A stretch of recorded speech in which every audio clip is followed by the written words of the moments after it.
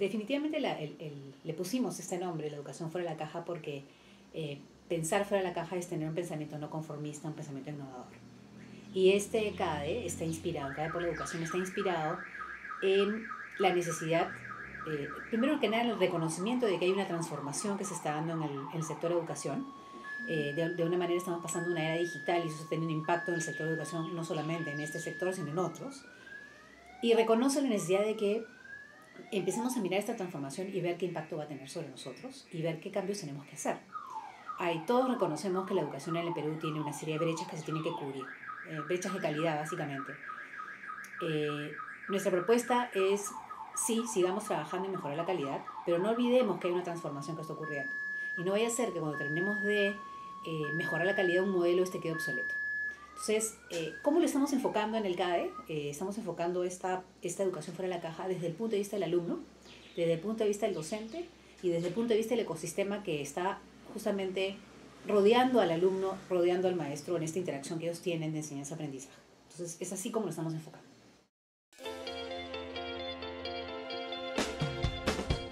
Bueno, primero que nada tenemos que tener un poquito más de tolerancia al riesgo. Creo que debemos atrevernos a probar modelos diferentes. Yo no estoy proponiendo que vayamos a hacer una innovación en todo el sistema. Tenemos diferentes realidades.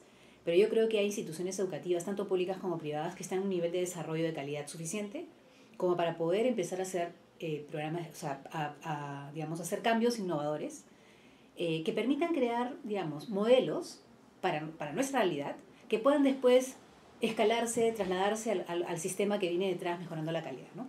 Entonces, estamos hablando de un alumno que es un protagonista de su aprendizaje, un alumno que nació como nativo digital, que reconoce que no necesita ir a clases para encontrar información que ya encuentra perfectamente en la nube, que lo que busca es algo completamente distinto, una experiencia distinta, y quiere ser activo en su aprendizaje. Y un profesor que no es un nativo digital, que tiene que hacer un cambio en el rol de transmisor del conocimiento a más un gestor de proyectos de aprendizaje, un creador de experiencias de aprendizaje para sus alumnos, un acompañante, un mentor y un facilitador del proceso de aprendizaje en el cual el alumno quiere participar, quiere ser parte del proceso. Se acabaron las aulas, en el futuro se van a acabar las aulas donde están las carpetas ordenadas en filas y columnas, donde hay un profesor parado frente a la pizarra y los alumnos están escuchando o dictando o copiando lo que el profesor les dice. Y también hay que reconocer que justamente el aprendizaje ya no solamente se da en el aula.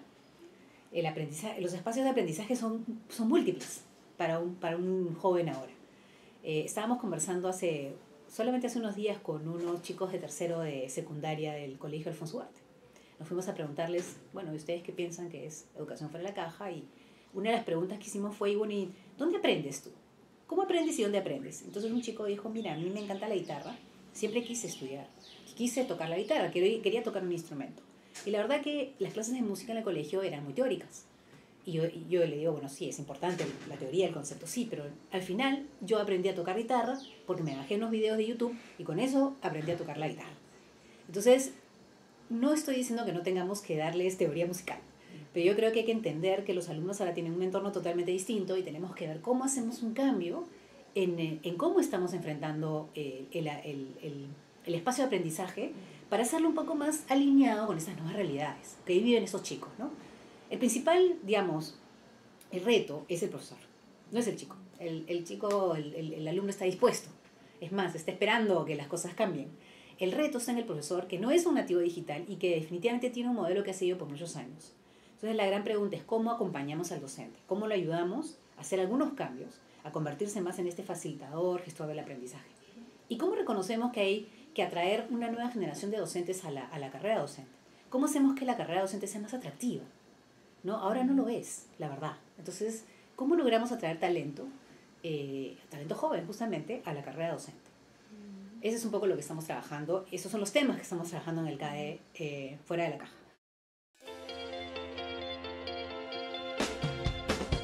Bueno, la idea es justamente tenemos 4 expositores internacionales. El CADE empieza la noche del 8 de septiembre con un ponente que tenemos que es William Rankin, exdirector de educación de Apple. Él nos viene a contar un poco cuáles son las tendencias que están ocurriendo en el mundo. Esto que te estoy diciendo él lo va a explicar, por qué esto va cambiando, qué es lo que está cambiando, dónde están los paradigmas que tenemos que romper. Al día siguiente empezamos con el panel del alumno. Justamente lo que queremos es escuchar la voz del alumno. O sea, qué es lo que el nativo digital quiere, qué es lo que necesita para ser feliz en su aprendizaje, ¿no? Y ahí tenemos una expositora que es Claudia Aparicio, que viene de Colombia y que hemos tenido la suerte de que ella ha hecho estudios sobre cómo aprenden los niños ahora. Y siendo colombiana, ha hecho un estudio en Perú. Entonces nos va a contar un poco los resultados de su estudio. Y tenemos en ese panel también a dos experiencias, una del Ministerio de Educación y otra del Colegio de Talentos, donde ya están empezando a hacer cambios en estos modelos. Luego tenemos el panel del maestro, que es una discusión más de la realidad local. Pero sí tenemos después en lo que es sistemas educativos, tenemos a Gabriel Sánchez-Cini, ¿no? Y Gabriel viene de Argentina, y él nos va a dar un vistazo a los sistemas educativos a nivel internacional. Experiencias exitosas de sistemas educativos. ¿Qué está pasando en el resto básicamente Latinoamérica, para traer algo que sea más relevante para nosotros, ¿no? Tenemos a Fabio Gandur, que es el jefe de investigación de IBM, que va a hablar sobre el futuro del saber. Él sí ya nos va a llevar mucho más allá, a lo que es la era cognitiva y la inteligencia artificial, que va a tener una profunda transformación en cómo aprendemos los seres humanos. No es que los robots y las computadoras van a reemplazar al profesor, ese es un mito, y no hay que tenerles miedo. Lo que hay que hacer es que el profesor entienda que tiene un aliado en el aula, un aliado que es esta inteligencia artificial, o llamémosle la tecnología digital, que lo que tiene que hacer es convertirle en un amigo, un aliado del aprendizaje con los chicos, porque los chicos igual están en ese mundo y van a vivir en ese mundo. Eso es lo que ellos van a experimentar.